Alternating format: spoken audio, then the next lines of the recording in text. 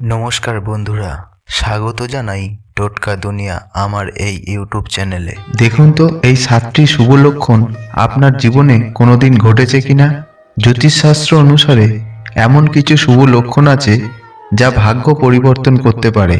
এগুলি হঠাৎ করেই মানুষের জীবনে আর্থিক উন্নতি ঘটায়। শুরু হয় অর্থবৃষ্টি।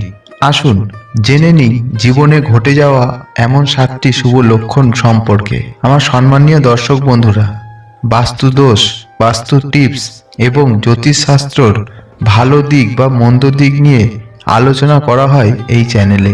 তো বন্ধুরা, এই ধরনের ভিডিও দেখতে অবশ্যই চ্যানেলটি সাবস্ক্রাইব করুন। জীবনে অনেক কিছু আছে যা ভবিষ্যতের ঘটনার বিষয় নির্দেশ করে। কিছু ঘটনা ভালো, আবার কিছু ঘটনা খারাপ। জ্যোতিষশাস্ত্র অনুসারে এমন কিছু শুভ লক্ষণ আছে যা ভাগ্য পরিবর্তন করে। এগুলি হঠাৎ করেই মানুষের জীবনে আর্থিক উন্নতি ঘটায়। শুরু হয় অর্থবৃষ্টি। আসুন জেনে নিই জীবনে ঘটে যাওয়া এমন কিছু শুভ লক্ষণ সম্পর্কে। এই লক্ষণগুলি ভাগ্য খোলার শুভ ইঙ্গিত দেয়। নাম্বার 1, জ্যোতিষশাস্ত্র অনুসারে যদি কোনো ব্যক্তি স্বপ্নে ভগবানকে দেখতে পান, তবে এটি একটি শুভ লক্ষণ হিসেবে বিবেচিত হয়। এর অর্থ হলো আপনার মনের ইচ্ছা খুব শীঘ্রই পূর্ণ হবে।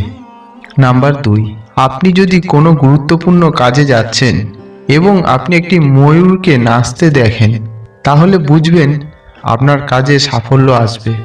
নাম্বার 3, স্বপ্নে যদি কোনো মহিলাকে লাল রঙের পোশাকে দেখা যায়, তবে এটি একটি শুভ লক্ষণ হিসেবে বিবেচিত হয়। এটি লাভের দিক নির্দেশ করে, অথবা আগামী সময়ে লাভের সম্ভাবনা রয়েছে এর ইঙ্গিত দেয়। নাম্বার 4, পকেটে টাকা রাখার সময় যদি পড়ে যায়, তাহলে তা শুভ লক্ষণ বলে মনে করা হয়। এর মানে আপনি টাকা পেতে পারেন।